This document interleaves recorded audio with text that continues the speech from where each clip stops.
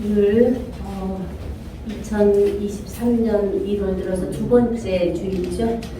함께 예배드릴 수 있어서 너무 감사하고 기쁩니다. 오늘 앞에서 말씀 보신 히브리서 8장은 이제 새 언약에 대한 말씀이에요. 그럼 주제가 오늘 새 언약의 성취로 잡았고요. 요점은 구약 시대에 왔던 구약의 언약이 신약에서 메시아 오신다는 언약이었는데 신약에서 예수님 오심으로 해서 구약이 성취돼서 신약이 됐죠. 신약의 약속은 다시 이제 십자가, 영생 복음을, 천국 복음을 선포하시고 십자가에서 돌아가신 뒤에 다시 보혜사 진례 성령을 보내겠다 하는 것이 또 새 언약이에요. 그러면 그 구약과 신약의 성취는 예수님이 십자가에서 못 박혀서 영광의 보좌에 오르신 후에 아버지의 성령, 아버지의 영을 보혜사 진례 성령으로 보내주실 때 사도행전 2장에서 성취가 되잖아요. 거기 12제자와 120 성도, 문도들이 있는 속에서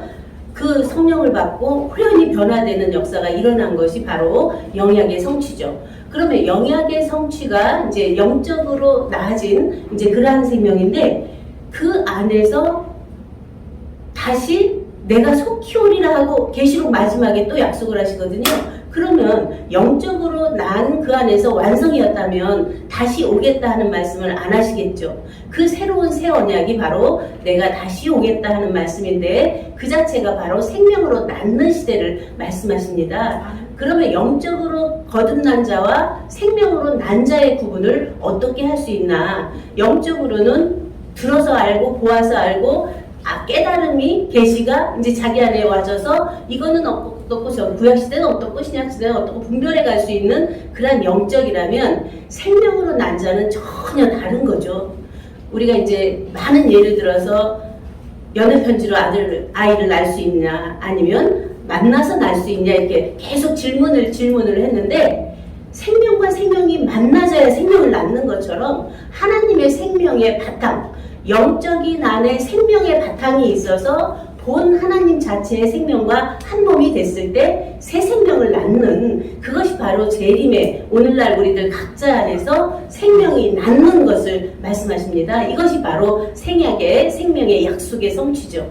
그러면 새 언약이라고 하는 것이 이제 구약 넘어갔고 또 신약시대 넘어갔고 영약시대 넘어가서 이제 생명으로 낳는 시대가 됐는데 이 생명으로 난 자들이 어떻게 사는 것일까요? 이 생명으로 난 자들은 처음에는 아이죠. 그 다음에 청년이죠. 청년이 아비가 되죠. 아비가 태초부터 계신 이를 아는 자가 됐을 때 전체 그 안에서의 성약의 성취가 되는데 그 모든 것을 장자들이 돼야 아는 거죠. 아이는 그 어떤 사업을 논할 수도 없고 청년도 계속 자기를 지키는 일을 하기 때문에 다툼이 있어요. 그런데 아비 차원이 되면 그러한 안에서 다 섬길 수도 알고 그 안에서 아이를 기르는 그러한 돌봄도 있고 하는 속에서 되어지는데 그것은 또 사역이에요. 우리가 사역에 잡히면 나의 나된 나를 밝힐 수가 없죠. 그래서 예수님께서는 본인 스스로가 나와 아버지는 하나고 내가 곧 길이요 진리요 생명이라고 하면서 나로 말미암지 않고는 아버지께로 올 자가 없다는 나를 밝힌 거예요. 그러면 우리들의 삶 속에서 보세요. 우리 각자가 나의 삶을 내가 각자가 사는데 누구에 의해서 사는 사람이 너무 많아요. 누가 어떤 말을 해서 그의 그 어떤 사상이 어떤 교리가 어떤 그러한 종교성이 들어와서 그거에 의해서 살아가는 사람들이 너무 많거든요. 그런데 우리가 하나님 자체가 원하고 바라는 것은 내가 나인 것처럼 예수님도 내가 나인 것처럼 너희도 내가 나인 것처럼 본래 하나님과 하나였던 내가 나 돼서 나답게 사는 것을 원하셨거든요.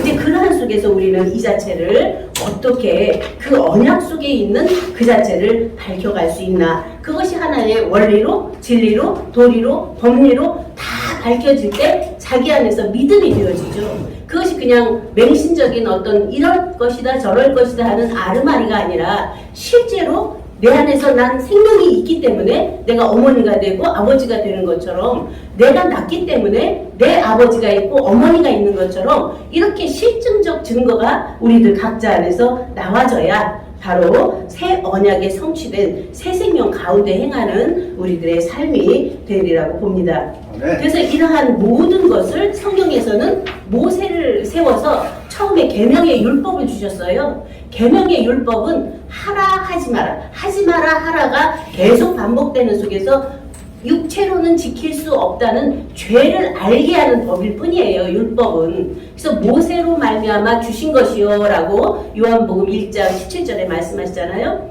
그러면 은혜의 진리법 다음에 이제 계명의 율법으로는 우리가 구원을 받을 수 없구나, 죄인이구나 나라는 존재는. 그러면 여기서 어떻게 구원이 될 수 있나 하는 것이 은혜의 진리법으로 오신 예수 그리스도예요. 그는 주신 것이 아니고 예수 그리스도로 말미암아 오신 것이라 그래요. 그러면 주신 것과 오신 것은 어떻게 다를까요? 준 거는 누가 있어서 주는 것이기 때문에 받는 자는 피조예요. 그런데 그가 있어서 오신 것은 자천에서 오신 거예요. 그게 생명과 피조가 다른 면이죠. 이제 그런 속에서 은혜의 진리법은 예수 그리스도로 오셨는데 그것이 바로 십자가법이에요. 아까는 십계명인데 십계명으로서는 구원이 없다. 그리고 십자가에서는 육과 혼의 모든 것이 떠나가고 십자가에서 죽고 영이 부활하고 생명이 부활해서 아버지께 드려지는 그 자체가 바로 십자가도인데 이것을 우리가 함께 예수 그리스도와 함께 죽었다라는 믿음이죠. 거기는. 그래서 드려서 거기서 부활된 아버지가 살리신 영, 살리신 생명을 아버지께 드려니까 근본 원천의 자리가 되잖아요. 그럼 거기가 바로 영광의 보좌죠. 영광의 보좌에 우리도 함께 올랐다. 그것도 또 믿음이잖아요. 이제 그런 속에서 11조 거기가 바로 드렸기 때문에 그 귀하고 귀한 생명 독생의 실제를 아버지께 드렸기 때문에 11조 도라 그래요. 거기가. 그러면 11조로 드렸는데 거기서 아버지의 온전하심처럼 아들도 온전케 됐죠. 본래는 온전했는데 나와서 전체 피조로, 자조의 피조로, 창조로, 부활로, 증거로 이러한 자증으로 통해서 일체를 다 이루어서 영광의 보좌에 완전한 자가 돼서 드리니까 그 자체가 바로 온전하고 완전한 생명 자체로 된 것이죠. 거기가 바로 이제 온전, 아버지의 온전하심처럼 너희도 온전하라. 그리고 온전하신 이는, 선하신 이는 아버지 한 분뿐이다. 하나님 한 분뿐이다 했을 때 그 자리만 선한이가 되는 거죠. 그래서 거기를 10선 아로 밝힌 것이고 이제 거기서 이제 보혜사 진리의 성령을 보내주시는 것이 사도행전 2장에서 나타나는 이제 역사죠. 그러면 그 보혜사 진리의 성령은 어떤 영일까요? 전혀 별다른 멜기세덱의 반차라고 한 것처럼 보혜사 진리의 성령은 땅에서부터 올라온 영이 아니고 하늘에 있는 본래 있던 하나님 자체의 처음 하늘 처음 땅 떠나가고 새 하늘 새 땅 또 지나가고 하늘에서부터 내려오는 거룩한 성 새 예루살렘 성을 보혜사 진리의 성령으로 받으면서 우리는 본래 거룩하고 온전하고 완전한 그 영의 실체가 우리 안에 영접되면 그 자체가 바로 우리들의 하나님 자기 땅이 되는 거죠.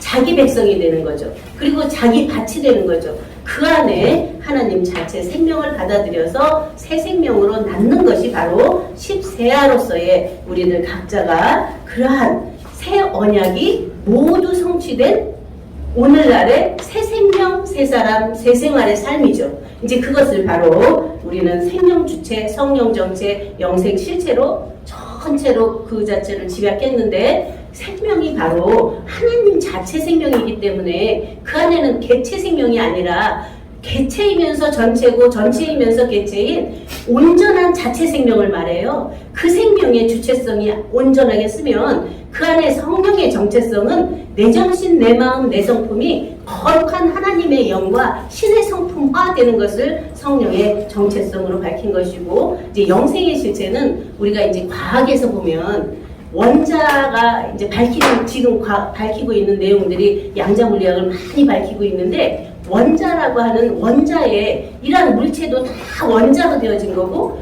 모든 채소나 동물이나 사람, 나라는 하는 존재도 원자가 모여서 되어졌는데 이 원자가 모여져서 된 나가 그냥 숨 하나 끊어지면 또 다 흩어져서 전체가 만물로 다 바뀌잖아요. 이제 그러한 실증이나 과학적 실증이나 또 이러한 물을 보면 우리가 여기서 보이나요? 그냥 물 자체로 있는데 여기서 계속 움직여요.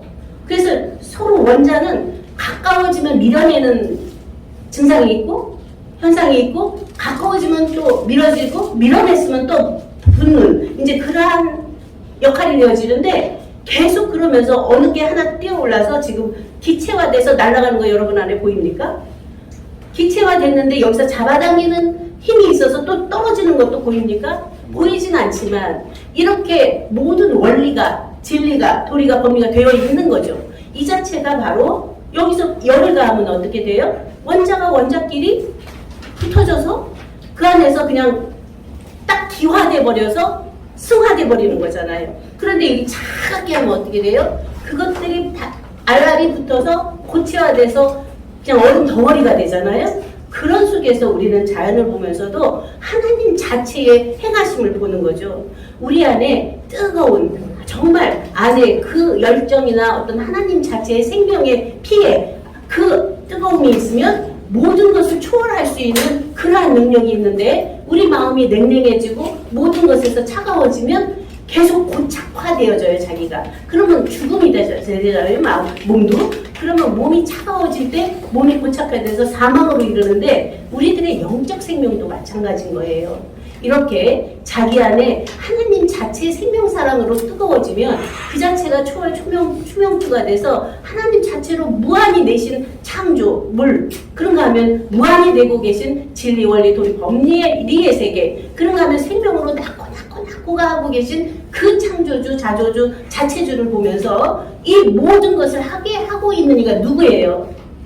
바로 우리들 각자 나나예요. 하나님 자체가 나나라고 한, 예수님이 나나라고 한, 내가 나나라고 한 그 근본의 원천에 쪼갤 것이 없는 점 하나 그 자체를 들어가 보면 그냥 공이라는 거예요. 원자 자체가 공으로 되어 있는데 그것들이 모여져서 나라는 물체가 되어서 보여지는데 이것은 다 소멸되면서 질량 불변의 법칙에 의해서 그냥 있는 거죠. 영원히. 그런 면에서 우리가 어디까지 나의 나된 나의 존재를 밝히면서 이 새 언약이라고 하는 것이 나의 나된 나나를 밝히는 것인데 우리가 종교에도 엄청 많이 갇혀 있었고 어떤 사상과 교리에 갇혀 있어서 자기의 존재를 밝히지 못한 거죠. 이제 새 언약은 그러한 우리들 각자의 존재를 나의 나된 나 하나님의 존재를 밝혀서 내가 정말 멋스럽게 이 세상에 나온 이 귀하고 귀한 생명이 유일한 하나인 독생이고 독자고 독존이고 독재인데 예수 그리스도가 그냥 그 자체를 밝혀서 자기 몸 하나 딱 던져서 인류를 구원한 것처럼 그러한 우리 안에 생명의 뜨거운 열정이 우리 안에 되어져서 새 시대, 새 역사를 이루어가는 새 생명의 온전한 새 생활이 우리 함께 되어지기를 축원하면서 말씀 마치겠습니다. 감사합니다.